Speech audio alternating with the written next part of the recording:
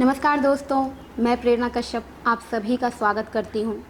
आज हम जिस शख्सियत से रूबरू होने वाले हैं वो आज जनसत्ता जैसे समाचार पत्रों के संपादक और आज तक, जी न्यूज़ जैसे न्यूज़ चैनलों के प्रमुख पदों सहित मीडिया में लंबी पारी खेला है उन्होंने। वो हैं राहुल देव। हिंदी भाषा के साथ साथ भाषा की स्वच्छता का भी आग्रह रखते हैं। हिंदी और भारतीय भाषाओं को शिक्षा, रोजगार और शोध की भाषाएं बनाने पर उनका विशेष बल रहा है। आइए हिंदी दिवस के उपलक्ष्य में राहुल देव जी से जानेंगे कि हिंदी समेत भारतीय भाषाओं की दशा, दिशा और नई शिक्षा नीति की भाषा पर उनका क्या कहना है। तो सर, मैं आपका बहुत बहुत स्वागत करती हूँ सर। धन्यवाद प्रेरणा। और कैसे हैं सर आप? मैं बहुत बढ़िया हूँ। कैसी हैं आप? मैं भी बहुत अच्छी हूँ सर। तो आज हिंदी दिवस के अवसर पर मैं सर का इंटरव्यू लेने आई हूँ और हिंदी के विषय में मैं बहुत सारी जानकारी सर से लूँगी और आप तक पहुँचाऊँगी। तो सर, शुरुआत करते हैं। सर, आपसे पहला प्रश्न है कि अपने सम्यक न्यास के माध्यम से आप भारतीय भाषाओं के उत्तरोत्तर उन्नति के लिए प्रयासरत रहे हैं। दक्षिणी राज्यों और पंजाब में ज़्यादातर लोग अंग्रेजी की बजाय हिंदी के विरोध में खड़े हैं सर अभी। तो ऐसे दौर में सर, जहां अंग्रेजी, हिंदी सहित हमारी अन्य भाषाओं, बोलियों को लगातार खत्म कर रही है, इस हिंदी विरोध पर आप क्या कहेंगे सर? देखिए, एक तरह का हिंदी विरोध तो पूरे देश में है। एक वर्ग में हिंदी का विरोध है जी, सारे वर्गों में नहीं। जी, और दक्षिण में, विशेष तौर पर तमिलनाडु में जो हिंदी विरोध है उसके बड़े ऐतिहासिक और राजनीतिक कारण हैं। जी, इसलिए आप पाते हैं कि जिस तरह का विरोध और जितना उग्र विरोध तमिलनाडु में होता है हिंदी का, हालांकि वो भी एक वर्ग तक सीमित है, समाज में विरोध नहीं है। ये राजनेताओं के और एक छोटे से वर्ग में ये सीमित है विरोध, लेकिन है वो ज़्यादा मुखर होकर सामने आता है। जी, उस तरह का विरोध ना तो हमको कर्नाटक में देखने को मिलता है, ना मलयालम में, केरल में देखने को मिलता है, ना आंध्र प्रदेश में मिलता है, जी, तेलंगाना में। तो ये दक्षिण में तो ये सारे 4 और 5 राज्य आते हैं, लेकिन उनमें उस तरह की स्थिति नहीं है हिंदी को लेकर, ना वैसा विरोध है, ना उस तरह का मनोविज्ञान है जैसा हम तमिलनाडु में पाते हैं।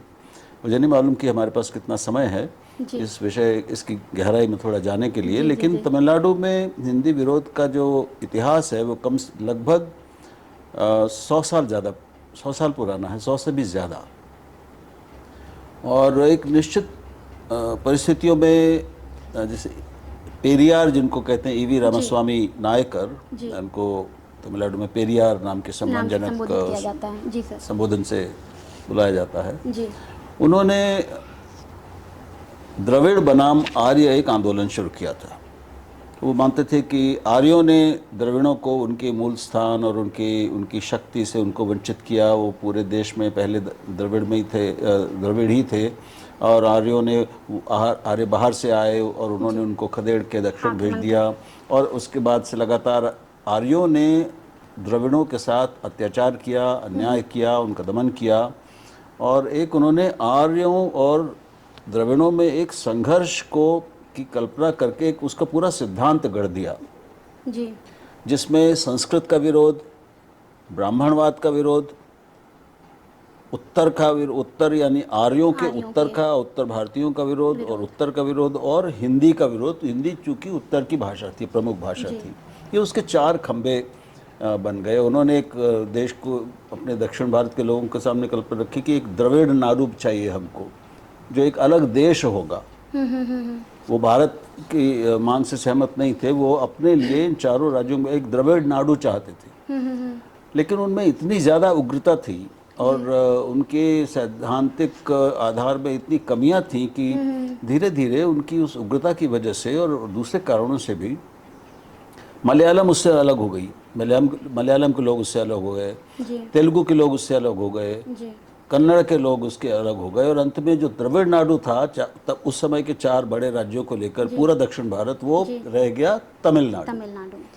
तो उस फिर द्रविड़ मुनेत्र कड़गम, फिर ऑल इंडिया AIADMK, इस तरह के उन्होंने पहले जस्टिस पार्टी बनाई। तो एक बड़ा इतिहास है। जी जी और एक जी समय ऐसा भी था कि जब तमिल साहित्य में जी हिंदी को उनकी कविताओं में, उनके उपन्यासों में, नाटकों में एक हत्यारी भाषा है, एक राक्षसी भाषा, हत्यारणी के रूप में चित्रित किया गया।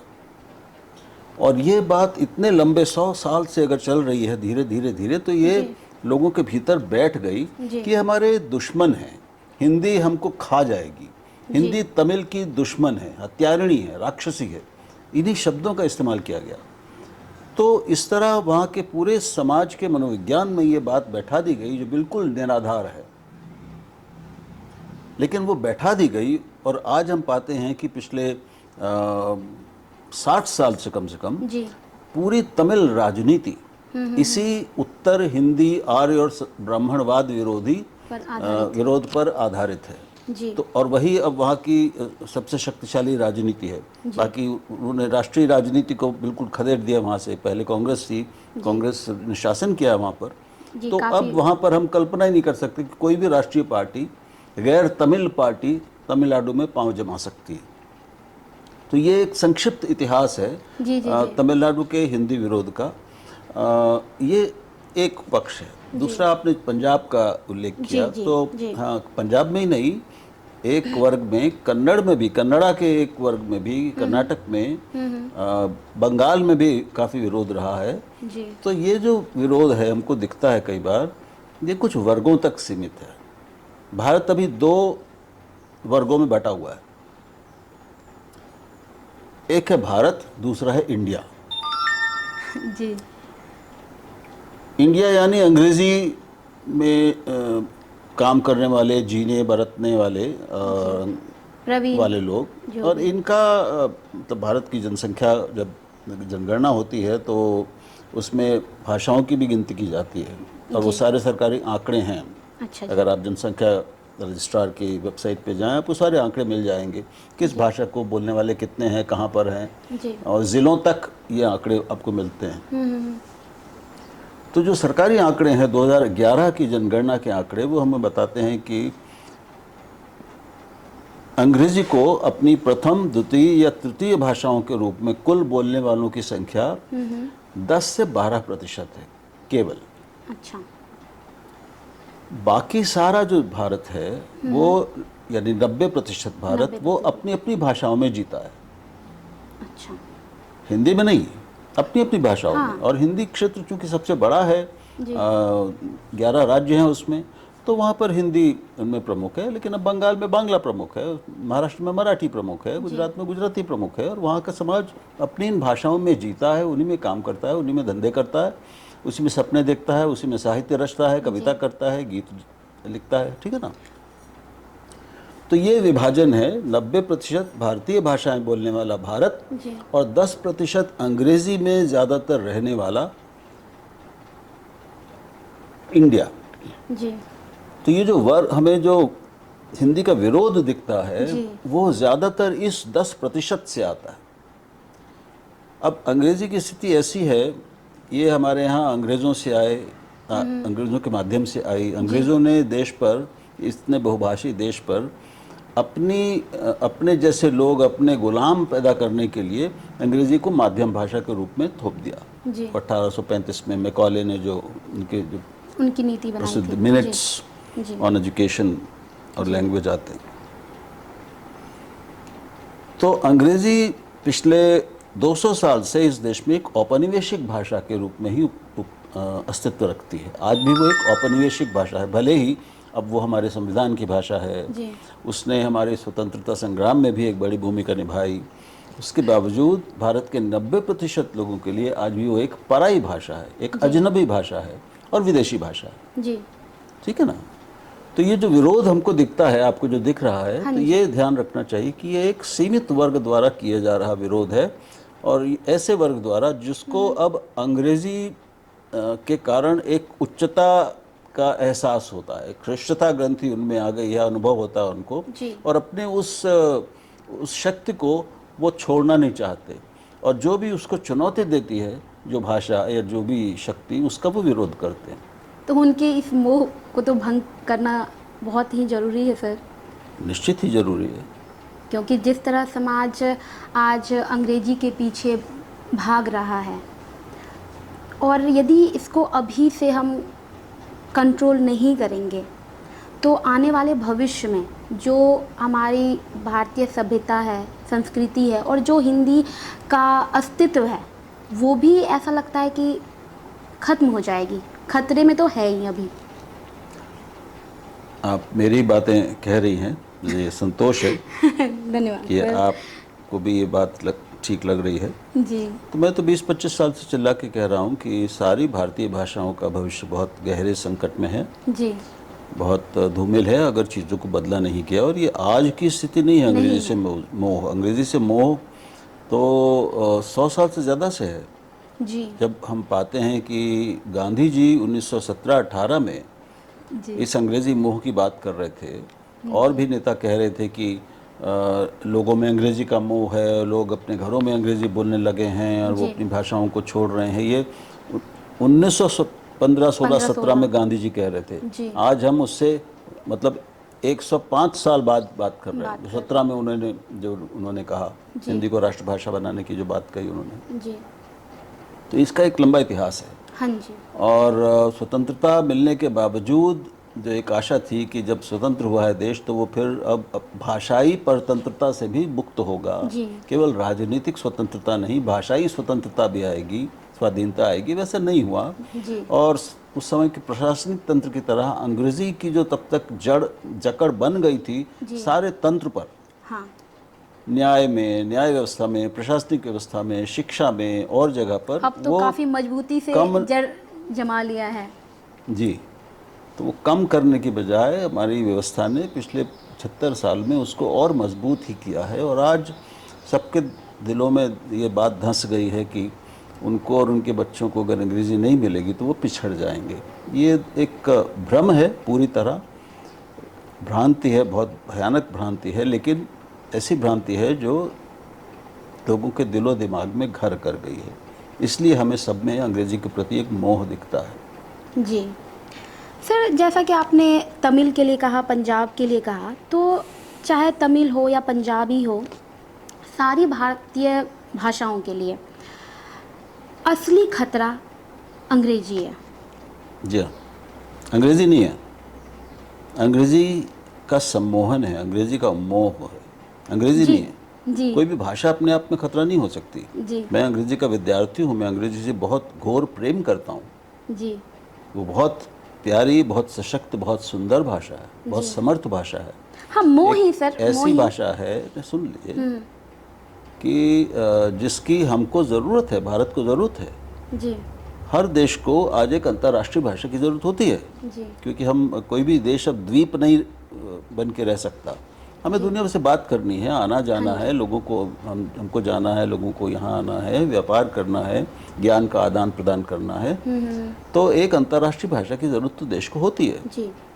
और अंग्रेज़ी पिछले लंबे समय से कई और वैश्विक भाषाओं में सबसे प्रमुख, सबसे शक्तिशाली वैश्विक भाषा बनी हुई है। जी। ये भी एक तथ्य है। जी। और अंग्रेज़ी में आम भारतीय के लिए अंग्रेज़ी में ज्ञान जो उपलब्ध है, जो ज्ञान की सामग्री उपलब्ध है, वो भारतीय भाषाओं में उपलब्ध नहीं है अभी। तो अगर हमें ज्ञान चाहिए तो अंग्रेज़ी तो हमें चाहिए। तो अंग्रेज़ी हम सबके लिए निजी रूप से भी और देश के लिए भी एक बहुत उपयोगी भाषा है और सबको आनी चाहिए। मैं ये नहीं कहता कि अंग्रेज़ी को निकाल के हमें फेंक देना है, अंग्रेज़ी को बिल्कुल पूरी तरह मिटा देना है। ना ये संभव है, ना इसकी ज़रूरत है, ना ये होना चाहिए। सिर्फ बात इतनी है कि अंग्रेज़ी अपने सीमित उपयोगिता वाले क्षेत्र में रहे और वो भारतीय भाषाओं के लिए खतरा न बने।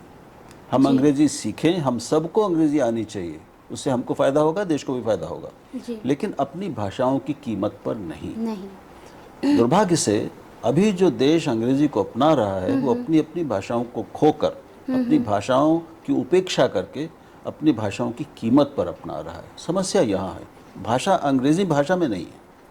हाँ, वही मेरा कहने का मतलब है कि जो इसका मोह है अंग्रेजी का लोगों में, और फिर राजनीति की या आम भावना के चलते कह सकते हैं आप कि अंग्रेजी को छोड़कर हिंदी को निशाना बनाए जाने को आप कैसे देखते हैं?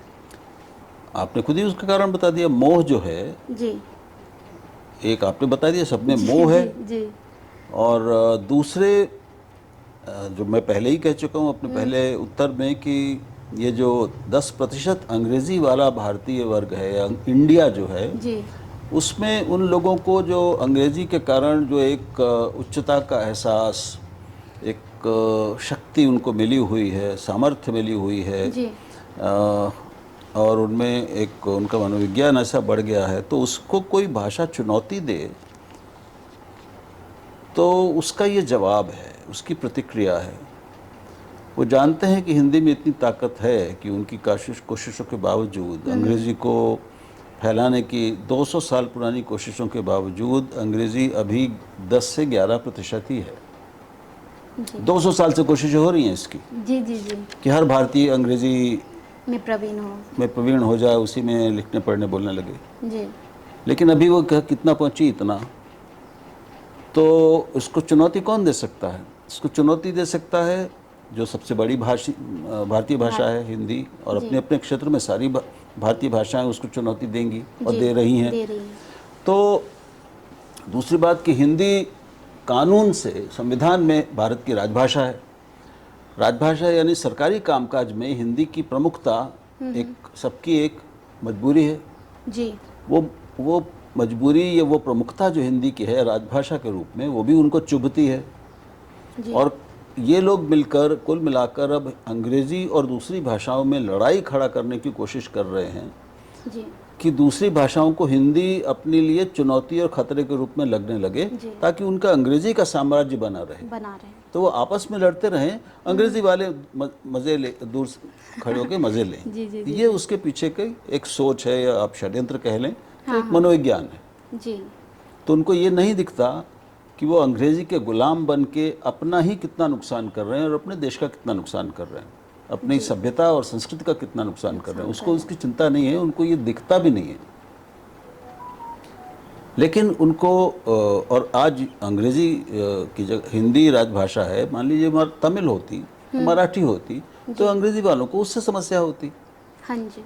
हिंदी चूंकि है इस समय है उस जगह पर है, इसलिए अंग्रेजी का विरोध, हिंदी का विरोध वो करते हैं जी। वहाँ पर अगर कन्नड़ा कल होगी तो वो कन्नड़ा का विरोध करेंगे। तो ये जो अंग्रेजी वाले हैं, इनको कर्नाटक में कन्नड़ से भी समस्या है, क्योंकि कन्नड़ भी उनकी शक्ति छीनने की क्षमता रखती है। कन्नड़ वाले भी अब उग्र हैं, वो भी अपने अधिकार मांग रहे हैं, वो समानता मांग रहे हैं, वो अपनी भाषा के लिए प्रगति मांग रहे हैं, अपने भाषा का प्रभुत्व मांग रहे हैं, प्रधानता मांग रहे हैं। तो यही मुख्य कारण है। यही कारण है जी।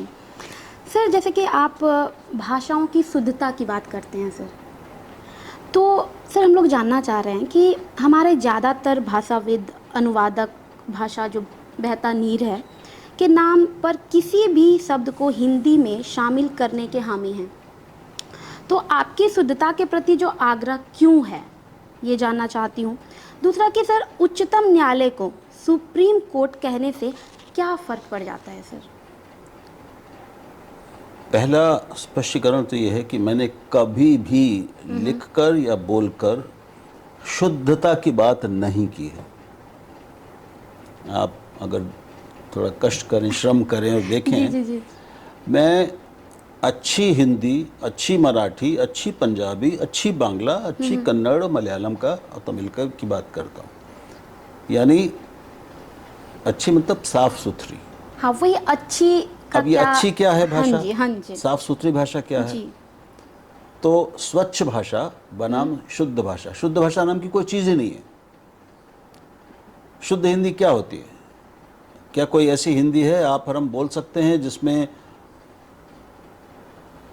सिर्फ हिंदी के शब्द हों, जिसमें उर्दू के शब्द ना हो, जिसमें तुर्की के शब्द ना हो, जिसमें अंग्रेज़ी के शब्द ना हो, जिसमें कहीं पे कुछ बांग्ला के शब्द ना हो, जिसमें अरबी के कुछ शब्द ना हो, जिसमें फ़ारसी के कुछ शब्द ना हो? मैं तो नहीं बोल सकता, न मैं लिख सकता हूँ। अब ये मेज़ है, तो मेज़ तो हिंदी का शब्द नहीं है, जी गिलास तो हिंदी का शब्द नहीं है। नहीं। तो शुद्ध भाषा नाम की कोई चीज़ नहीं होती। हर भाषा मिश्रित भाषा होती है। हर भाषा जो जीवंत भाषा है वो मिश्रित भाषा होगी, क्योंकि भाषा एक जिंदा चीज़ है और वो इंसानों के साथ, जिंदा इंसानों के साथ चलती है, उनसे ही पैदा होती है, उन्हीं के साथ चलती है, बढ़ती है, बहती है, आगे जाती है। और न तो शुद्ध इंसान है, कोई शुद्ध नस्ल नाम की चीज़ है क्या कहीं दुनिया में? नहीं। जी तो शुद्ध भाषा भी नहीं होती। कोई भी बड़ी जीवंत भाषा शुद्ध नहीं होती, हो ही नहीं सकती। वो एक संकर भाषा यानी मिश्रित भाषा होती है और भाषाएं लगातार एक दूसरे से लेन देन करती रहती हैं। दो पड़ोसी भाषाएं होंगी, यानी अब जैसे अब आप गुजरात और महाराष्ट्र को देख लें, जी या उत्तर प्रदेश और पंजाब को देख लें, या हरियाणा और पंजाब को देख लें, हिमाचल और पंजाब को देख लें, जी। तो आप पाएंगे कि हिमाचल वैसे तो हिमाचली भाषा, हिमाचली भी वहाँ पे कमज़ोर हो गई है, पंजाब में- पंजाबी वो बोलते हैं, जी। लेकिन उनकी पंजाबी में हिंदी भी आपको दिखेगी जी, और और उनकी पंजाबी हिंदी थोड़ी- में पंजाबी का प्रभाव दिखेगा। जी ठीक है ना? हाँ जी पंजाब के साथ वाले जो लगे इलाके हैं उनमें पंजाबी का असर दिखेगा जी। और जो उनके साथ वाले पंजाब के इलाके हैं उनमें हिंदी का असर हिंदी का दिखेगा। असर। तो ये ऐसे भाषाएं मिली-जुली, पड़ोसी भाषाओं में ये सब सहज लेन देन होता है जी और एक दूसरे से प्रभावित होती हैं वो जी और मिश्रित होती जाती हैं। ये भाषा मात्र का गुण है। दुनिया की हर भाषा में ऐसे ही है। अंग्रेजी तो सबसे ज़्यादा मिश्रित भाषा है, हम जानते हैं, और लगातार दूसरी भाषाओं से लेती है, तो हिंदी भी लेती है और लेना ही पड़ेगा। उसको जिंदा रहना है भाषा को, तो उसको दूसरी भाषाओं के से शब्द, अभिव्यक्तियाँ, मुहावरे, ये सब लेने पड़ेंगे। शुद्ध, इसलिए स्वच्छता से मेरा मतलब ये है कि जब आप हिंदी बोलें तो हिंदी बोलें। आपको अंग्रेजी बोलना है, ज़रूरत होगी उसकी है तो आप अंग्रेजी बोलिए। हमने अंग्रेजी वालों को, आपने सुना है ना अंग्रेजी बोलते हुए? आप तो अंग्रेजी के से प्रभावित एक संस्था में काम करती हैं, जी तो उसमें जब अंग्रेजी में भाषण होते हैं जी। तो आपने कोई भाषण ऐसा सुना है जिसमें वो इंग्लिश में बोल रहे हो, जिसमें हिंदी का भी इस्तेमाल कर रहे हो? नहीं, बिल्कुल बोलते हैं क्या? नहीं। लेकिन हिंदी वाले जब बोलते हैं तब क्या होता है?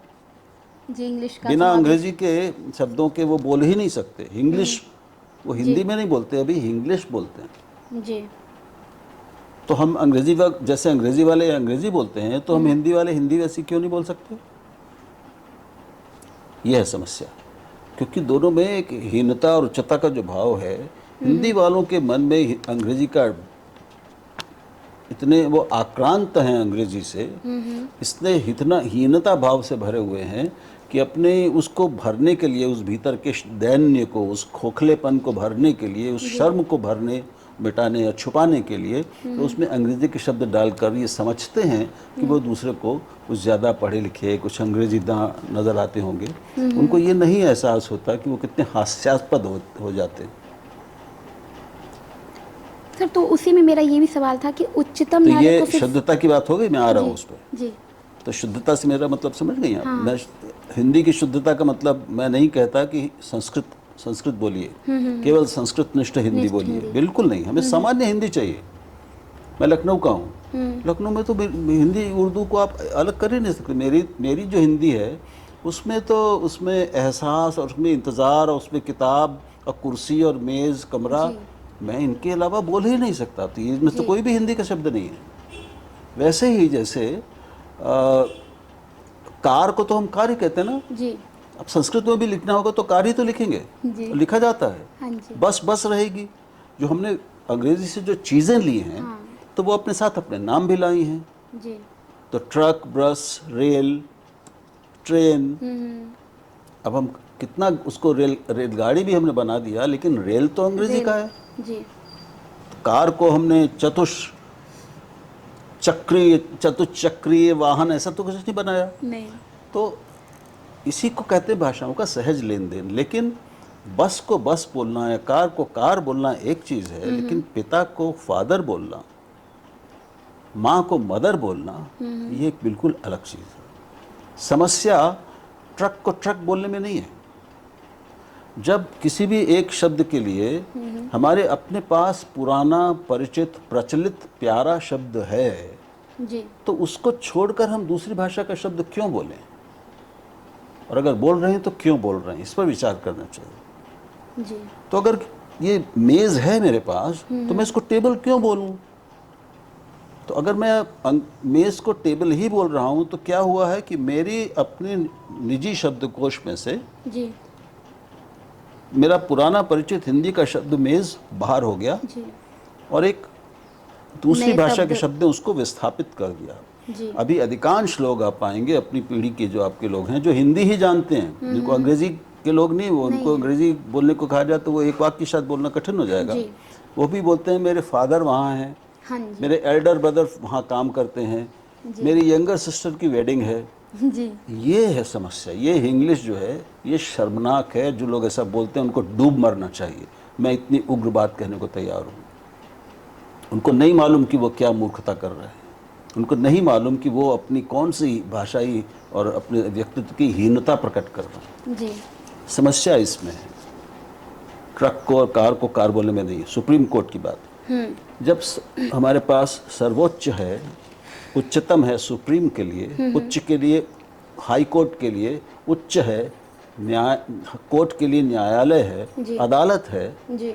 तो हमें क्यों बोले? हम बताइए क्यों बोले? सवाल यह है कि ये सवाल ही क्या है।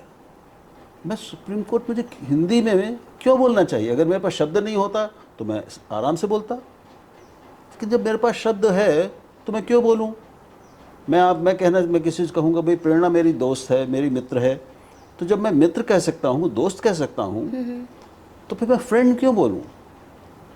लेकिन मैं अगर नहीं बोलता, मैं केवल फ्रेंड ही बोलता हूँ, वही मेरे मुंह से निकल रहा है, जिसका मतलब है कि मेरे अपने जीवन में दोस्त और मित्र ये शब्द बाहर हो गए और फ्रेंड ने इनको विस्थापित कर दिया है। तो कुल मिलाकर क्या हुआ कि मेरी जो हिंदी है वो कमज़ोर हुई है, जी। गरीब जो हुई है, जी। दो शब्द उसने खोए हैं, या आप कहेंगे कि वो समृद्ध हुई है फ्रेंड को जोड़कर? आप बताइए। नहीं सर, मैं जो समझ पा रही हूँ आपकी बात, और दर्शकों को भी मुझे लगता है कि यही समझ आ रहा होगा कि आपका जो कहने का तात्पर्य है कि जैसे कुछ शब्द हैं जिसका हमारे पास नहीं है उसका अर्थ, जो शब्द हमारे पास नहीं है। जैसे कार आपने उदाहरण के लिए दिया, तो जब उदाहरण है मेरे पास तो मैं एग्जाम्पल क्यों बोलूं? हाँ, अगर ये मुझे आदत पड़ गई है, जैसे आपको पड़ गई है, जी, तो ये क्यों पड़ गई है, इस पर आपको सोचना चाहिए कि कौन सा मनोविज्ञान है जो मुझ में काम कर रहा है। जी। कि ये कैसे हुआ कि मेरे मन में उदाहरण निकल गया और एग्जाम्पल आके बैठ गया, पिता निकल गया, फादर बैठ गया। जी। हम अपने सबसे कीमती रिश्तों को भी अपने मूल नामों से नहीं बुला रहे हैं। जी। हमारे मुंह से अब फ्रेंड ही निकलता है, मदर और सिस्टर और ब्रदर और फादर ही निकलता है ना। जी जी जी जी, जिस परिवेश में हैं वो तो यही स्थिति है सर। तो अंग्रेजी वाले ऐसा क्यों नहीं बोलते कि ठीक है, I will see you on सोमवार? जी। हाँ, ये तो सर, आई एम वेयरिंग सलेटी शर्ट, ऐसा कोई बोलता है अंग्रेजी वाला? नहीं। तो हम क्यों बोलते हैं मैंने ग्रे कमीज पहनी है, ग्रे शर्ट पहनी है, मैं मंडे को मिलूंगा? ये जो अंतर है अंग्रेजी बोलने वालों में और हिंदी या भारतीय भाषा बोलने वालों में, ये बताता है कि हमारे अपनी चेतना में अंग्रेजी वहाँ है, हमारी अपनी भाषा यहाँ है, और हम अपनी भाषा पर इतना शर्म करते हैं। एक ऐसी ग्रंथि हमारे मन में बन गई है कि हम उस तथाकथित ऊंची अंग्रेजी को, उसके शब्द अपनाकर, क्योंकि पूरी अंग्रेजी हम बोल नहीं पाते, जी जी जी, तो जितने हम अपने अंग्रेजी के अनावश्यक शब्दों को ठूस कर अपनी हिंदी को गरीब कर रहे हैं, विपन्न बना रहे हैं, और हम एक अपाहिज भाषा बोल रहे हैं। ऐसी भाषा जो न केवल भाषा अपाहिज है, क्योंकि ये अपाहिज भाषा हमें बौद्धिक अपाहिज भी बना रही है। जी। हम अपनी किसी भी एक भाषा पे हमारा अधिकार नहीं है, और जब हम किसी भी एक भाषा में अपने सूक्ष्म, ऊंचे और महत्वपूर्ण विचारों को व्यक्त करने में अक्षम हो जाते हैं, तो ये निश्चित जानना चाहिए कि फिर हम उसको दूसरी भाषा में उतना नहीं कर पाएंगे कभी भी। तो ये कुल मिलाकर हमें हमारी बौद्धिक क्षमताओं को कुंठित कर रही है, हमारे आत्मविश्वास को तो कुंठित कर ही रही है। जी सर, इसी विषय में आपसे एक और जानकारी चाहूँगी कि नई शिक्षा नीति में भाषा संबंधी प्रावधानों में आपका क्या विचार है? मैं तो नई शिक्षा नीति पर मुग्ध हूँ, उसका मैं अभिनंदन करता हूँ। अच्छा। और मैं बहुत खुश हूँ कि 75 साल बाद ही सही, लेकिन एक ऐसी शिक्षा नीति आई है भारत के पास, उसको मिली है, जो भारतीय भाषाओं को और भाषा मात्र को शिक्षा के केंद्र में रखती है। इस शिक्षा नीति में जितना भारतीय भाषाओं को महत्व दिया गया है जी। उतना आज तक कभी नहीं दिया गया। और केवल प्राथमिक शिक्षा में नहीं, शिक्षा के सभी स्तरों पर, एकदम प्रारंभिक से लेकर उच्चतम शिक्षा तक, जी। सभी जगह वो भारतीय भाषाओं को अधिक से अधिक मात्रा में लागू किए जाने, उनमें पढ़ाने, उनमें पाठ्यक्रम विकसित करने की बात करती है, उसको नीति बनाती है। जी। और मैं शामिल हूँ ऐसे प्रयासों में जी। जहाँ पर अब हम जानते हैं कि इस साल से कई इंजीनियरिंग कॉलेजेस में हिंदी में और भारतीय भाषाओं में 8 भारतीय भाषाओं में पढ़ाई शुरू हो जाएगी इंजीनियरिंग की। जी।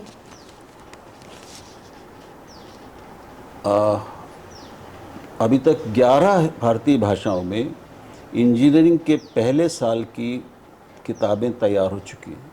अच्छा। 11 भारतीय भाषाओं में, आपको पता है ये? अब ये सुना है कि हिंदी में इंजीनियरिंग में काम चल रहा है, ये हाँ, तो मैंने भी सुना है हिंदी सर। में ही नहीं, हाँ, लेकिन ये 11 भाषाओं में, ये सर मुझे नहीं पता है। 150 से ज़्यादा किताबें तैयार हो चुकी हैं। अच्छा। मैं इन प्रयासों से जुड़ा हूँ इसलिए आपको बता रहा हूँ। जी जी जी, मैंने सिर्फ हिंदी के AICTE विषय जो है अखिल भारतीय तकनीकी शिक्षा परिषद, उसने ये क्रांतिकारी काम किया है में। जी। कि उसने और अब द्वितीय वर्ष की इंजीनियरिंग द्वितीय वर्ष की पाठ्यपुस्तकें तैयार की जा रही हैं। अच्छा। और ये जो अभी 11 भाषाएं हैं, कुछ में 8 भाषा में हुआ है, कुछ में 11 में हो गया है एक स्तर पर, और अब अगला लक्ष्य है कि 13 भाषाओं में होगा। अच्छा। धीरे धीरे लक्ष्य ये है कि सभी 22 जो हमारी आधिकारिक भाषाएं हैं जी। उनमें केवल इंजीनियरिंग ही नहीं, सभी तकनीकी विषयों, क्योंकि प्रधानमंत्री ने इसकी घोषणा की है, जी। 2 साल पहले की थी उन्होंने, उसके बाद से ही ये सारा प्रयास शुरू हुआ। ये क्रांतिकारी परिवर्तन है। जी। और हमारी नीति भी यही कहती है। तो मेडिकल की पढ़ाई भी भारतीय भाषाओं में संभव होगी। जी। उसकी शुरुआत हो गई है, भोपाल से शुरू हो रहा है वो। अच्छा जी। फिर प्रबंधन, फिर कानून, इन सारे विषयों की पढ़ाई धीरे धीरे अंग्रेजी के साथ साथ, अंग्रेजी को हटाया नहीं जा रहा है। जी। इन किताबों में अंग्रेजी की ही जो शब्द हैं, टर्मिनोलॉजी है, तकनीकी शब्द टर्मिनोलॉजी है, उसको बनाए रखा गया है। जी। तो संस्कृत निष्ठ शब्द लोगों को नहीं, विद्यार्थियों को नहीं बोलने होंगे। ये भी सुनिश्चित किया गया है जी। कि 5 साल बाद चाहे इंजीनियरिंग पढ़ के या मेडिकल के छात्र जब निकलेंगे तो वो द्विभाषी छात्र होंगे, उनको अपनी भाषा में भी प्रवीणता होगी और अंग्रेज़ी में भी प्रवीणता होगी। तो कोई अंग्रेज़ी वंचित, कमज़ोर अंग्रेज़ी वाले छात्र नहीं होंगे। तो इससे उनके रोज़गार में कोई समस्या नहीं आएगी, क्योंकि वो अंग्रेज़ी में भी अपने को व्यक्त कर सकें और अपनी भाषा में भी कर सकें। तो ये सारी चीज़ों का ध्यान रखकर ये किया जा रहा है। तो मैं कुल मिलाकर इस केंद्रीय शिक्षा नीति का बहुत स्वागत करता हूँ, इसका अभिनंदन करता हूँ। सर, तो आप नई शिक्षा नीति के पक्षधर हैं सर, जैसा कि मैं समझ पा रही हूँ। तो सर मैं ये पूछना चाह रही हूँ कि नई शिक्षा नीति ने यथासंभव न्यूनतम 5वीं तक और अधिकतम जो है 8वीं तक शिक्षा का माध्यम नहीं, बेहतर होगा ऐसा वो कहती है कि बेहतर हो कि न्यूनतम 5वीं तक, बेहतर हो कि 8वीं, कम से कम 8वीं तक, ऐसे शब्द हैं उसमें। ये भाषा है जी। लेकिन वो तो कहती है कि नीचे से ऊपर तक यथासंभव भारतीय भाषाओं में पढ़ाई जाए, भारतीय भाषा माध्यम में पढ़ाए, माध्यम में। ठीक है, तो जो मातृभाषा रखने की बात कर रहे हैं, तो ऐसे दौर में जब एक के बाद एक सरकारी जो पहली कक्षा से ही मातृभाषा की बजाय अंग्रेजी को शिक्षा का माध्यम बना रहे हैं, तो क्या आपको लगता है कि यह रुझान बदलेगा? मैं ईश्वर से प्रार्थना करता हूँ कि ये बदले, क्योंकि ये ही जो विरोधाभास है जिसको आपने बहुत अच्छे से रखा है सामने, ये इस पूरी नीति को ध्वस्त करने की शक्ति रखता है, संभावना रखता है। तो ये अगर ये रोका नहीं गया तो फिर इस सारी नीति का कोई मतलब नहीं होगा, सिर्फ वो एक पुस्तकालयों में एक दस्तावेज के रूप में रह जाएगी। और इसका समस्या जो है वो इस नीति में ही है, जो प्राथमिक शिक्षा के लिए वो जो एक उसके अध्याय 4.11 में शायद ये है शामिल, ये बात कही गई है कि न्यूनतम कम से कम पाँचवीं पाँचवीं तक और बेहतर हो कि आठवीं तक अनिवार्यतः स्थानीय भाषा या मातृभाषा को ही माध्यम भाषा के रूप में रखा जाए। लेकिन इसी वाक्य में इससे पहले 3 शब्द जोड़कर इस पूरे वाक्य को, इस अनिवार्यता को एक तरह से कह दें कि आप नष्ट कर दिया गया है। पहले वो शब्द हैं जहाँ तक संभव हो। तो ये जो रास्ता छोड़ दिया आपने, जहाँ तक संभव हो, तो अब हर निजी विद्यालय ये कहने के लिए स्वतंत्र है, या कोई भी विद्यालय सरकारी भी, कि साहब ये हमारे लिए संभव नहीं है। और उनके पास एक ज़बरदस्त बहाना है और काट्य तर्क है कि भाई हमारे अभिभावक यही चाहते हैं, क्योंकि बच्चा जो 5 साल 5वीं में जा रहा है या पहली में जा रहा है, उसमें तो वो तो ये नहीं कह सकता, तो बच्चे की ओर से उसके माँ बाप सब तय करते हैं जी। तो वो कहेंगे सब अभिभावकों में सब, जैसे कि हम लोग पहले ही चर्चा कर चुके कि सारे देश में अभी लोगों को लगता है कि उनके बच्चों को जन्म से ही अगर अंग्रेजी मिल जाए तो बहुत अच्छा होगा, नहीं मिली और बिल्कुल कक्षा 1 से प्राथमिक शिक्षा से नहीं मिली तो वो पिछड़ जाएंगे, छूट जाएंगे, कमज़ोर रह जाएंगे। ये भ्रांति है, मूर्खता है, लेकिन ये सबके दिमाग में बैठ गया। हाँ। तो सारे निजी विद्यालय तो शुरू से ही अंग्रेजी हिंदी को, मातृभाषा को बाहर कर चुके हैं। आज से नहीं, कम से कम 40-50 साल हो गए। पहले वो स्थानीय भाषा में पढ़ाते थे, धीरे धीरे धीरे अंग्रेजी माध्यम तथा कथित कॉन्वेंट एजुकेशन और कॉन्वेंट इंग्लिश मीडियम का इतना प्रसार और इतनी उसकी मांग बढ़ी है कि सब ने अंग्रेजी को ही वो कर दिया। तो अब निजी विद्यालय, निजी शिक्षा का मतलब है कि अंग्रेजी माध्यम।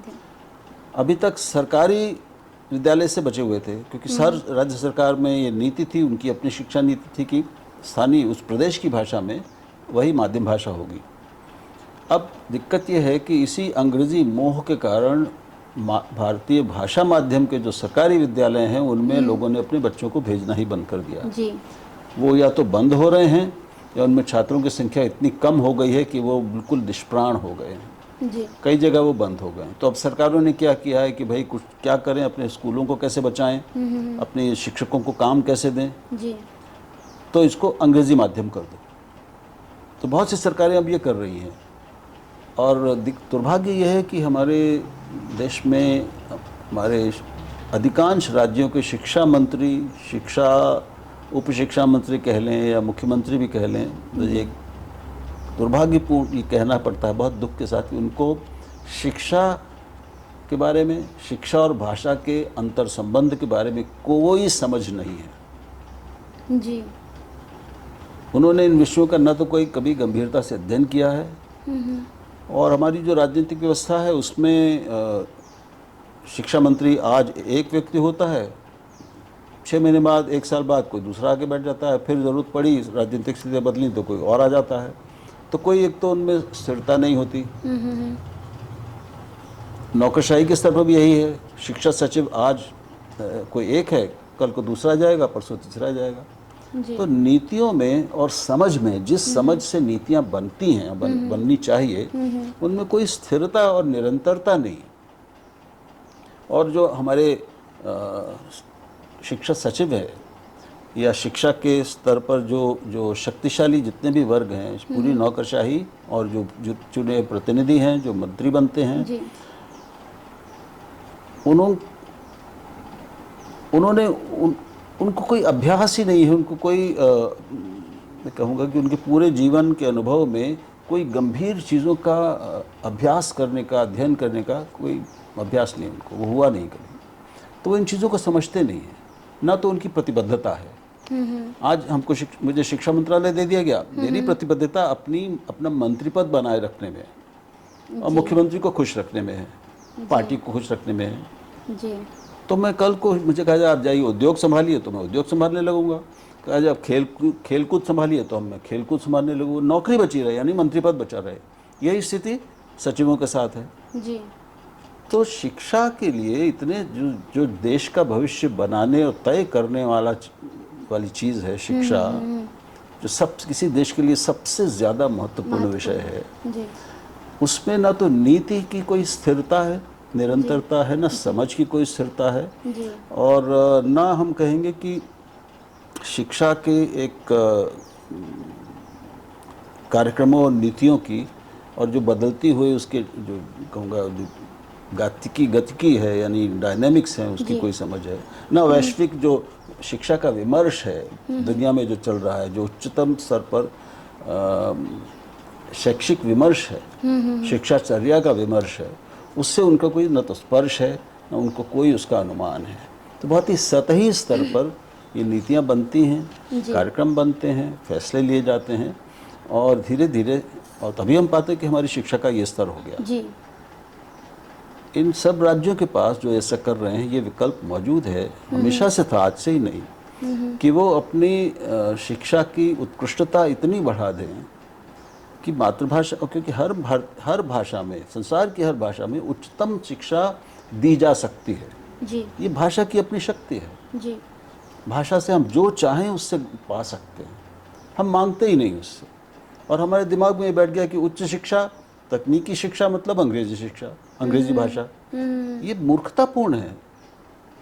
पूरी दुनिया में जो विकसित देश हैं, आप ये 5 अंग्रेजी भाषी देशों को छोड़ दीजिए, America, England, Australia, Canada, New Zealand, इनको छोड़ दीजिए तो सारे देश अपना सब कुछ अपनी अपनी भाषा में करते हैं। हाँ जी। उन्होंने सारी तकनीकी वृद्धि, अपनी विकास किसमें किया है? अपनी भाषा में किया। चीन महाशक्ति कैसे बना? अंग्रेजी से नहीं बना, मंडारिन से बना। रूस, जापान, कोरिया, मतलब सारे देश, पूरा का पूरा यूरोप, जर्मनी, सबसे बड़ा देश, सबसे प्रमुख मजबूत देश यूरोप का, सब ने अपनी भाषा में, शिक्षा भी अपनी भाषा में, इंजीनियरिंग भी अपनी भाषा में, वो रॉकेट बनाते हैं वो भी अपनी भाषा में। ये केवल हम भारतीयों और हम जैसे जो पूर्व औपनिवेशिक देश हैं, यानी जो किसी न किसी विदेशी यूरोपीय शक्ति के अधीन रहे हैं, चाहे वो फ्रांस के अधीन रहे हों या पोर्चुगल के अधीन रहे हों या ब्रिटेन के अधीन रहे हों, उनमें अब भी ये भाषिक औपनिवेशिकता बाकी है। भाषाई और भाषाई दास्ता से उत्पन्न होने वाली बौद्धिक दास्ता बाकी है जी। और ये दास्ता ही उनको ये सोचने पे एक तरह से मजबूर करती है, या ये सोच को जन्म देती है कि उनका उद्धार, उनका विकास सब अंग्रेजी में ही संभव है, या उनकी पूर्व औपनिवेशिक भाषा में संभव है। ये औपनिवेशिकता का, ये भाषाई दासता का प्रमाण है, ये उसका चिन्ह है, क्योंकि वो दिलो दिमाग ऐसा हो जाता है कि इस भाषा के बिना हम आगे नहीं बढ़ सकते, हम तरक्की नहीं कर सकते। तो ये जो एक मनोविज्ञान है, ये सभी पूर्व औपनिवेशिक देशों में पाया जाता है और भारत उनमें सबसे प्रमुख है। इसलिए हमारे लोगों को, केवल जनता को ही नहीं, सामान्य लोगों को ही नहीं, बड़े से बड़े लोगों को भी ये लगता है, मंत्रियों को भी ये लगता है कि अंग्रेजी बच्चों को शुरू से ही मिल जाए, कक्षा 1 से मिल जाए तो वो ज़्यादा बेहतर होंगे, ज़्यादा उनके लिए अच्छा होगा, ज़्यादा तरक्की कर सके। ये मूर्खता है, लेकिन अब सबके दिमाग पे यही हावी है, तो इसलिए ये सब हो रहा जी। तो जो आपने शिक्षा नीति की बात कही थी, उसमें जो मैं कह रहा था कि शिक्षा नीति ने एक ये चोर दरवाज़ा छोड़ दिया है, खुला रास्ता छोड़ दिया है कि कोई भी शैक्षिक संस्थान ये कह देगा कि चूंकि हमारे अभिभावक अंग्रेजी में ही पढ़ाना चाहते हैं अपने बच्चों को, इसलिए नीति के बावजूद हम मजबूर हैं अंग्रेजी माध्यम शिक्षा चलाए रखने के लिए जी। और शिक्षा नीति के लिए जहाँ तक संभव हो, यानी वो ये नहीं कह रही कि ये अनिवार्य है, वो ये कहती है कि ये निजी और सरकारी दोनों विद्यालयों पर समान रूप से लागू होगी, लेकिन इसको अनिवार्य नहीं करती, ऐसा न करने को दंडनीय नहीं बनाती जी। इसका एक तर्क और भी है कि भाई अपने बच्चों की शिक्षा की भाषा चुनना हर अभिभावक का बुनियादी अधिकार है। इससे राज्य वंचित उसको कैसे कर सकता है? राज्य उसको जबरदस्ती किसी भाषा में कैसे पढ़ा सकता है? और इसी आधार पर एक पूरा सर्वोच्च न्यायालय का फैसला भी है कि अपनी शिक्षा की भाषा चुनना एक बच्चे का और बच्चों के की ओर से उसके अभिभावकों का बुनियादी मौलिक अधिकार है और इससे उसको वंचित नहीं किया जा सकता। इसलिए राज्य को ये अधिकार नहीं दिया गया है, सर्वोच्च न्यायालय ने नहीं दिया कि वो सबके लिए एक भाषा अनिवार्य बना सके। जी। लेकिन इसका कुल मिलाकर नतीजा ये निकला, और बिना ये कहे इस नीति में भी अंग्रेजी को नीचे से ऊपर तक बनाए रखा गया है, और बिना कहे यानी अनिवार्य शब्द का प्रयोग किए उसको अनिवार्य बना दिया गया। तो ये उसकी बारीकियां हैं, ये जी। उसके कुछ विरोधाभास हैं, जी। जिनके कारण मुझे संदेह है कि कम से कम प्राथमिक शिक्षा में इस अच्छी शिक्षा नीति की बहुत अच्छी अच्छी बातों के बावजूद, भाषा को अभूतपूर्व महत्व देने के बावजूद, प्राथमिक शिक्षा में अंग्रेजी माध्यम भाषा के रूप में हटेगी और उस वहाँ पर स्थानीय भारतीय भाषाएं, मातृभाषाएं आएंगी। ये होने में मुझे पूरा संदेह है। और अगर ये नहीं होगा जी। तो जब प्राथमिक शिक्षा से ही बच्चे अंग्रेजी माध्यम में पढ़ के आएंगे, फिर वो माध्यमिक शिक्षा में भी वही पढ़ेंगे, 8वीं से लेकर 12वीं तक भी उसी अंग्रेजी माध्यम में ही पढ़ेंगे जैसा अभी बहुत जगह पढ़ रहे हैं, तो फिर वो उच्चतर शिक्षा में, तकनीकी विषयों में, इंजीनियरिंग में वो फिर अंग्रेजी छोड़कर भारतीय भाषा क्यों अपनाएंगे? तो ये एक आंतरिक समस्या है इस नीति के साथ। तो जब तक जैसे ये कहते हैं पाइप होता है, तो जो स्रोत से ही अगर भारतीय भाषा नहीं आएगी, वो वहीं रोक दी गई जी। तो फिर आगे उसको अंग्रेजी भारतीय भाषाओं के लिए खोलने से लाभ पूरा नहीं मिल सकता। कैसे मिलेगा जी। तो इसका हल मैं समझता हूँ सरकार को आज नहीं तो कल निकालना पड़ेगा। जी सर, मैं भी आपकी इन सभी बातों से सहमत रखती हूँ। और इसके साथ सर ये है कि नई शिक्षा नीति में संस्कृत को प्रोत्साहित करने की बात कही जा रही है, संस्कृत को। तो हालांकि कई लोग संस्कृत को कर्मकांड तक सीमित बताते हैं कि इसकी जो है कर्मकांड की भाषा है, और तो आपका क्या विचार है सर? ऐसे वही लोग हैं जो संस्कृत की समृद्धि से परिचित नहीं है। जो जरा सा भी संस्कृत से परिचित है वो जानता है कि संस्कृत पूरी समूची भारतीय संस्कृति का खजाना है, उसकी मंजूषा है, उसकी संपदा है। और उसमें केवल कर्मकांड ही नहीं है, कर्मकांड तो है, लेकिन उसमें ज्ञान भी है। हमारा सारा दार्शनिक ज्ञान, हमारे सारे दर्शन, हमारी सारा सांस्कृतिक जो ज्ञान है, जो सांस्कृतिक परिपाटियां हैं, वो जो दृष्टियां है, वो सब उसमें संस्कृत में नहीं थे, उन्हीं से में प्राप्त हुई हैं जी। और संस्कृत का मतलब केवल पूजा पाठ कर्मकांड नहीं है, शुद्ध ज्ञान है उसमें। और एक समय था तो हम जैसे अब कौटिल्य का अर्थशास्त्र है, वो कोई शास्त्रीय, वो धार्मिक पुस्तक नहीं है, वो एक अर्थशास्त्र की पुस्तक है जी। वो मानवीय व्यवहार की पुस्तक है। उसमें राज्यशास्त्र है, राज कैसे करे, शासन कैसे होना चाहिए, न्याय कैसे होना चाहिए, राजस्व व्यवस्था यानी रेवेन्यू वो कैसे होना चाहिए, ये सारी चीज़ें हैं, सब संस्कृत में हैं जी। तो ये केवल मैं समझता हूँ कि नादानी है और अज्ञान है संस्कृत को केवल कर्मकांड की भाषा मानना। संस्कृत हमारी समूची भारतीय संस्कृति की आत्मा है, उसकी कुंजी है। अगर हम संस्कृत से अपरिचित हैं जी। तो भारत की जो आत्मा है, केवल आध्यात्मिक नहीं, उसकी लौकिक आत्मा भी, भारत का भारतत्व है, भारतीयता है, उसके हम मूल उत्स को, उसके स्रोत तक पहुंचने की कुंजी नहीं पा सकेंगे। कुंजी संस्कृत है।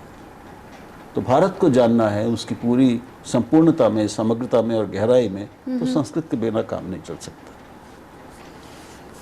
अच्छा सर, एक और जो काफ़ी लोगों में भ्रम है और मेरा ये पर्सनल सवाल है कि भारतीय भाषाओं में शोध और गंभीर चिंतन के कामों के बारे में जो है आपकी क्या राय है? ये दुर्भाग्यपूर्ण है, लेकिन सच है कि भारतीय भाषाओं में अंग्रेजी की तुलना में जी जो ज्ञान के क्षेत्र हैं और विज्ञान के क्षेत्र हैं, उनमें शोध, मौलिक शोध कम हुआ है, बहुत ही कम हुआ है जी। वो तब होगा, मौलिक शोध की क्या अनिवार्यता है? मौलिक शोध तब हो सकता है जब मौलिक ज्ञान ग्रहण उस शिक्षा में हो, उस भाषा में हो जी।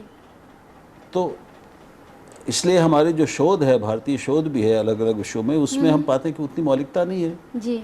वो ज़्यादातर पश्चिमी ज्ञान की नकल होती है जी, जी। पश्चिम में जो खोजें हो रही हैं, जो आविष्कार हो रहे हैं, जो नए सिद्धांत आ रहे हैं सामने, चाहे वो विज्ञान के हों, अर्थशास्त्र के हों, राजनीति शास्त्र के हों, और बाकी चीज़ों के हों, जी। विमर्श के हों, वो अनुवादित होकर भारत में आ रहे हैं या अंग्रेजी के माध्यम से आ जी। रहे हैं। तो ये एक बहुत भारी कमी है कि हमारी भारतीय भाषाओं में साहित्य को छोड़कर मौलिक ज्ञान निर्माण बहुत कम हुआ है, जी। और वो ज्ञान और विज्ञान के क्षेत्रों में इसलिए अंग्रेजी की तुलना में बहुत पीछे रह गई हैं। जी। ऐसा नहीं कि उनमें शक्ति या संभावना नहीं है। जी। जिसमें मैंने कहा हमारी सारी भाषाएं बहुत समृद्ध हैं, जी। लेकिन भाषा की समृद्धि उसके इस्तेमाल से बढ़ती है। भाषा जिंदा रहती है इस्तेमाल से। हाँ जी। अगर हम उसका इस्तेमाल बंद कर देंगे तो भाषा मर जाएगी, जी। और जितने क्षेत्रों में हम उसका इस्तेमाल करेंगे उतनी भाषा की क्षमता बढ़ती है, उतनी उसकी समृद्धि बढ़ती है। जी। हम ज्ञान और विज्ञान के लिए अपनी अपनी भाषाओं का इस्तेमाल करेंगे तो भाषाओं की क्षमता बढ़ेगी, उनकी सामर्थ्य बढ़ेगी, उनका शब्द भंडार बढ़ेगा, अभिव्यक्ति क्षमता बढ़ेगी। तो भाषा में इतना लचीलापन हर भाषा में दुनिया में होता है। जी। समस्या है हमारे उपयोग की, व्यवहार की। जी। हमारे दिमाग में चूंकि ये बैठा हुआ है कि साहब अंग्रेजी में कोई शोध करना है, रिसर्च करनी है तो अंग्रेजी में ही हो सकती है। जी। तो हम मौलिक हिंदी में, मौलिक बांग्ला में, मौलिक पंजाबी में हम सोचते ही नहीं। जी। हमने उच्च शिक्षा अपनी मातृभाषा में ग्रहण की नहीं है, वो हमने अंग्रेजी से पाई है। जी। तो अंग्रेजी के बाहर हमारा दिमाग नहीं चलता, अपनी मातृभाषा में दिमाग नहीं चलता है। भाषा अभ्यास की चीज़ है। जी। तो जब अपनी मातृभाषा में या अपनी स्थानीय भाषा में हमें उच्च शिक्षा, उच्च ज्ञान ग्रहण करने का अभ्यास नहीं है, क्योंकि वो हमें नहीं मिला अवसर, जी। तो फिर हम उसमें शोध कैसे करेंगे? कैसे करेंगे? शोध के लिए पहली चाहिए कि आपका ज्ञान का ग्रहण आपने उस भाषा में किया। जी। और शोध का सीधा संबंध मौलिकता से है। जी। तो चूंकि हमारा सारा जो ज्ञान विज्ञान जो हम जो जाना है, सीखा है, पढ़ा है, वो अंग्रेजी या अनुवादित होकर हमें मिला है। जी। इसलिए हमारी अपनी समझ में, हमारी सोच में और शोध में मौलिकता कम होती है। जी। तो सर, तो क्या सिर्फ फिल्मों और गानों के सहारे भाषा को बचाई जा सकती है? बिल्कुल नहीं। फिल्मों से, गानों से, मनोरंजन से भाषा फैलती है। जी।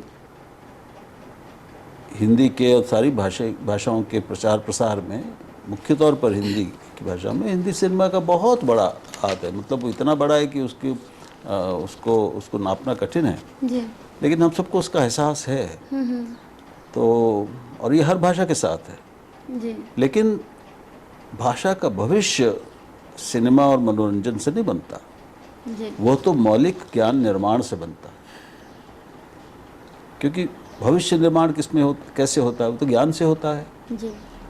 भविष्य के निर्माण के लिए हमें विज्ञान चाहिए, ज्ञान के दूसरे विषय चाहिए, हमें आविष्कार चाहिए, जी। हमें कारखाने चाहिए, हमें मशीनें चाहिए, हमें तकनीक चाहिए। जी। तो वो सब भविष्य बनाती हैं। जी। केवल साहित्य तो भविष्य नहीं बनाता। जी। तो जब तक मौलिक ज्ञान निर्माण नहीं होगा हमारी भारतीय भाषाओं में, तब तक भाषाओं का विकास भी अवरुद्ध रहेगा, जी। और भारत का विकास भी अवरुद्ध रहेगा। बहुत सीधी सी बात है। अभी अंग्रेजी एक ऐसा क्लब बन गई है। अंग्रेजी में एक अभिव्यक्ति है ग्लास सीलिंग, जैसे महिलाओं के लिए कहा जाता है कि एक शीशे की सीमा है जिसके परे महिलाओं को पुरुष जाने नहीं देते, हाँ जी। ऊपर नहीं जाने देते, बढ़ने नहीं देते। जी। उसको ग्लास सीलिंग अंग्रेजी में कहते हैं। जी। तो ऐसे अंग्रेजी भी एक ग्लास सीलिंग बन गई है। एक शीशे की दीवार है, उससे आर पार दिखता तो है, लेकिन वो हमारे विकास को, हमारी प्रगति को उससे बाहर नहीं जाने देती, उसके ऊपर नहीं जाने देती। तो नौकरियों का प्रश्न हो या व्यवसायों का प्रश्न हो, हम अपनी अपनी भाषाओं में व्यवसाय तो कर सकते हैं, हम नौकरियां भी कुछ मिल जाती हैं, लेकिन हमें और आगे बढ़ना है तो फिर केवल अपनी भाषा में दुर्भाग्य से हम नहीं कर सकते। तो अंग्रेजी एक क्लब बन गया है। उस क्लब में जो हमारा प्रभु वर्ग है वो उस क्लब में रहता है। सो जो उच्चतम ज्ञान है, उच्चतम विमर्श है, उच्चतम नौकरियां हैं, उच्चतम रोजगार हैं, जी। विकास के उच्चतर अवसर हैं, क्षितिज हैं, जी। इन सब के लिए अंग्रेजी एक अनिवार्यता बना दी गई है पिछले 75 वर्षों में।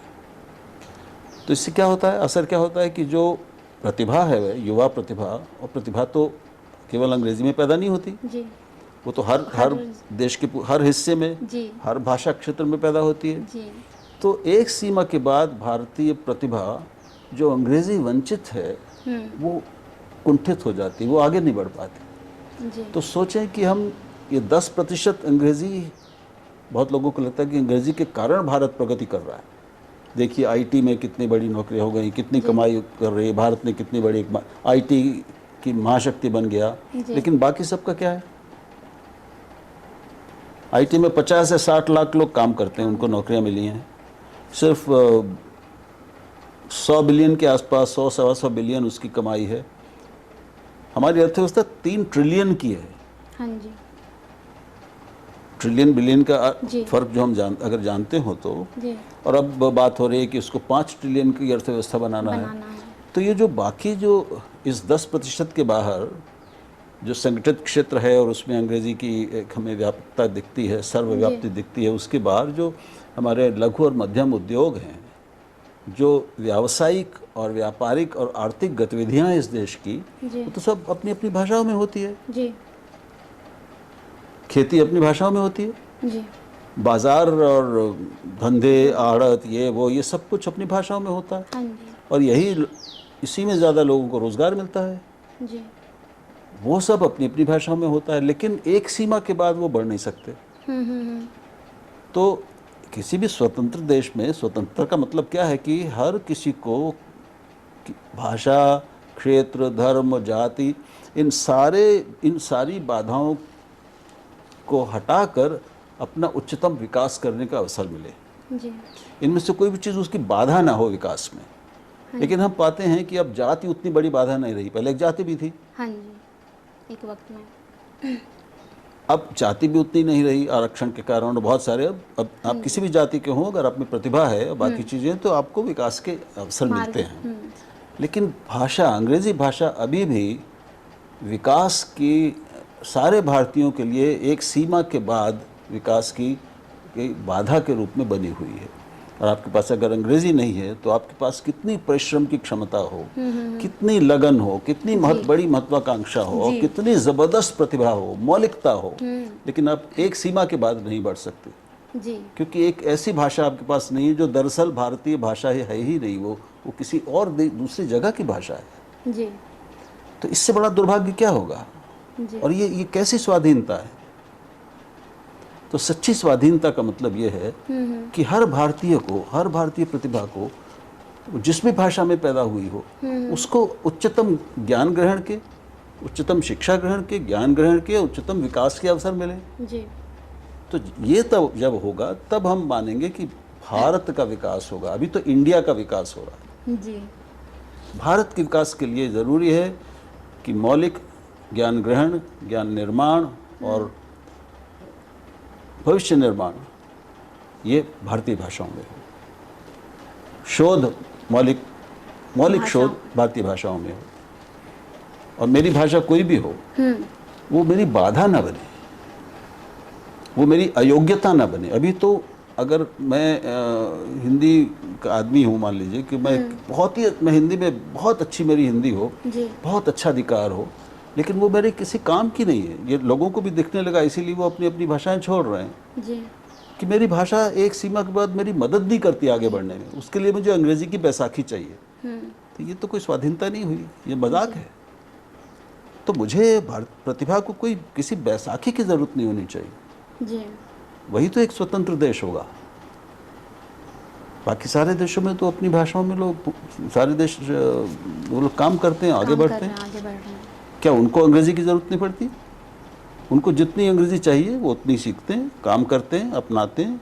जो उनके पास नहीं है वो वहाँ से अपनी भाषा में अनुवादित करते हैं, पूरे देश में फैला देते हैं। जापान, रूस, चीन, इन सब ने कैसे प्रगति की?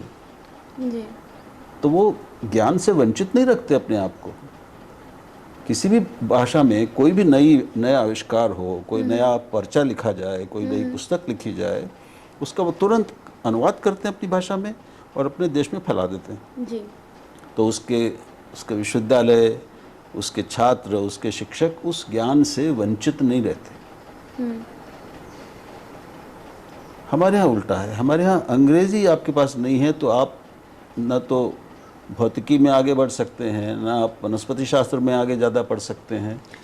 किसी भी क्षेत्र में ये जो बाधा है ये दूर होनी चाहिए। जी तो अंग्रेज़ी का जो ये बाधा वाला रूप है भारत में, समस्या ये है, भाषा से समस्या नहीं। अंग्रेज़ी भाषा अपने आप में बहुत अच्छी है। जी जी जी।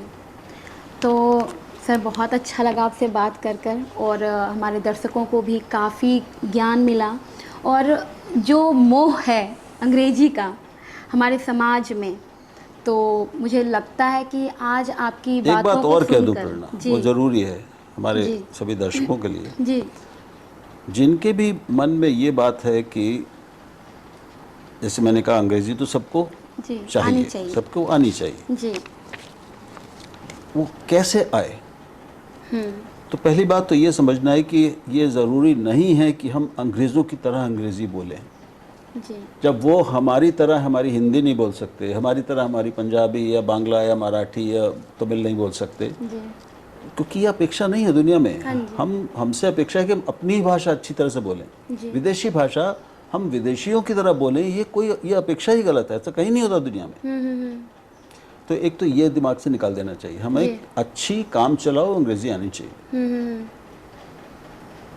और दूसरी भ्रांति लोगों के दिमाग में है कि अंग्रेजी सीखने के लिए अंग्रेजी माध्यम में पढ़ना ज़रूरी है। ये सबसे बड़ी भ्रांति है जो हमारे शिक्षा मंत्रियों और मुख्यमंत्रियों तक के अंदर धंस गई है। जी अच्छी अंग्रेजी सीखने के लिए अंग्रेजी माध्यम में पढ़ना ज़रूरी नहीं है। शोध हमें ये बताती है, ये सारी दुनिया वैश्विक शोध है, कि जो बच्चे अपनी मातृभाषा के माध्यम में पढ़ते हैं जी। वो दूसरी भाषाएं भी उन बच्चों से बेहतर सीखते हैं जो अपनी मातृभाषा के अलावा किसी दूसरी भाषा के माध्यम में पढ़ते हैं। ये बिल्कुल उल्टा है जो लोगों के दिमाग में भरा हुआ उससे। जी मैं आपके सामने हूँ, मैं आपको बता चुका हूँ कि मैं अंग्रेजी साहित्य का विद्यार्थी हूँ। जी मैं पहले 9 साल अंग्रेजी का पत्रकार रहा। मुझे अंग्रेजी से कोई समस्या नहीं है, मैंने कहा प्रेम करता हूँ उससे। जी मैं अंग्रेजी पढ़ता हूँ, लिखता हूँ, बोलता हूँ। पत्रकार रहा हूँ तो जाहिर है कि उसमें 9 साल लिखा है, अभी भी लिखता हूँ। लेकिन मैं मूलतः हिंदी भाषी हूँ। मैंने अंग्रेजी भी सीखी तो अच्छी हिंदी के माध्यम से मैंने अच्छी अंग्रेजी सीखी। मेरी हिंदी अच्छी है इसलिए मेरी अंग्रेजी भी अच्छी है। जी अगर मेरी हिंदी कमज़ोर होती, जैसे आजकल मैं पाता हूँ ये जो एक अपाहिज भाषा वाली इंग्लिश वाली पीढ़ी पैदा हो रही है, वो ना तो अपनी हिंदी जानती है, अंग्रेजी उसको ऐसे कभी आएगी नहीं, क्योंकि ये तरीका ही नहीं है भाषा सीखने का। भाषा यूँ नहीं सीखी जाती। जी तो हमारे बच्चे, और मैं सबसे कहना चाहता हूँ जी कि आपके बच्चे अगर अपनी मातृभाषा माध्यम में पढ़ेंगे तो वो अंग्रेजी ही नहीं बाकी सारे विषय भी बेहतर ग्रहण करेंगे, जी बेहतर सीखेंगे। और अंग्रेजी तो वो सीख ही लेंगे अपने आप, क्योंकि आगे की कक्षाओं में तो अंग्रेजी उनको सिखाई जाएगी, विद्यालय में भी सिखाई जाएगी। जी तीसरी या चौथी या पाँचवीं में अंग्रेजी शुरू हो जाएगी, जैसे हमारे समय में होता था। तो हम आज अगर अंग्रेजी बोल सकते हैं तो सब लोग बोल सकते हैं। जी और ऐसे लाखों लोग हैं जी जिन्होंने अपने अपने माध्यम में पढ़ाई की, जब ज़रूरत पड़ी तो अंग्रेज़ी सीखी और अंग्रेज़ी में अधिकार प्राप्त किया, और अब दुनिया भर में फैले हुए बहुत बड़ी बड़ी जगहों पर हैं। वो सामान्य चीज़ है। जी तो ये दिमाग से भ्रांति निकालनी है कि अंग्रेज़ी सीखने के लिए अंग्रेज़ी माध्यम में पढ़ना ज़रूरी है, अपने बच्चों को पढ़ाना ज़रूरी है। इसका उल्टा असर होता है, जी आपके बच्चे का बौद्धिक विकास इससे अवरुद्ध होता है। जी ये भी शोध है, ये मैं अपने मन से नहीं कह जी रहा हूँ। जी मैं मनोविज्ञान की छात्रा रही हूँ और मैं अभी कहने ही वाली थी कि मनोविज्ञान में ये शोध किया गया है कि बच्चे यदि अपनी मातृभाषा में अच्छे होते हैं, उनको ज़्यादा ज्ञान होता है, तो दूसरी भाषा भी बहुत अच्छे तरीके से पढ़ सकते हैं, सीख सकते हैं। तो ये बहुत बड़ी बात आपने कही है। और तथ्य लोग जानते नहीं हैं जी। और एक बिल्कुल मूर्खतापूर्ण भ्रांति उन्होंने अपने भीतर बैठा रखी है। जी जी जी कि अंग्रेजी माध्यम में पढ़ना ज़रूरी है। हाँ जी। बिल्कुल ज़रूरी नहीं है। बच्चों को केवल अंग्रेजी थोड़ी चाहिए। बहुत सी जगह पर तो आप देखेंगे कि रेस्टोरेंट के वेटर भी अंग्रेजी बोलते हैं, तो उससे कोई बड़े आदमी हो जाते हैं क्या? जी जी जी जी। मतलब इस काम को मैं कोई नीचे नहीं बता रहा हूँ। आप भाषा के रूप में आप बता रहे कोई हैं। अंग्रेजी से बड़ा नहीं होता। जी। हम बड़े होते दिमाग से और अपने काम से, जी अपने ज्ञान से। जी तो ये भ्रम लोगों का दूर हो सके तो बहुत अच्छा होगा, और जितनी जल्दी हो जाए उतना ही भारत, जो असली भारत है, वो विकास कर सके। जी, बहुत अच्छी बात बताई। और मनोविज्ञान जो है वह भी ये बात को बताता ही है, लेकिन लोग इस तरह सोचते हैं कि अंग्रेजी जो है बच्चों को शुरुआत से ही बताई जाए, समझाई जाए, तभी उनकी तरक्की है। और जो पूरा ये अभी हम लोगों ने बातचीत की है, उससे मुझे भी और मेरे दर्शकों को दोनों को समझ आ गया होगा बहुत अच्छी तरह से कि हिंदी या अपनी मातृभाषा का विकास देश का विकास है। बहुत अच्छी बात। सिर्फ ये आप हिंदी अपने लिए नहीं, देश के लिए भी आप कुछ उसको आगे बढ़ाते हैं, उसका विकास करते हैं। तो आप इंग्लिश के जो मोह में फंसे हुए हैं, तो उस मोह से आप परे बहुत बड़ा संसार है, उसको देखें, शोध में आगे बढ़े। और जो राजनीतिक पार्टियां हैं, जो सर ने भी कहा कि शिक्षा विभाग में ऐसे नेताओं को शामिल किया जाए जो इस ज्ञान से फलीभूत हों, उनको इनकी जानकारी हो, उससे राजनीति के साथ साथ शिक्षा का भी विकास होगा। तो इसी के साथ सर आपका बहुत बहुत धन्यवाद कि आपने हमारे दर्शकों को इतनी सारी जानकारियाँ दी। बहुत आनंद आया बात करके। प्रणाम से। धन्यवाद सर। नमस्कार। धन्यवाद।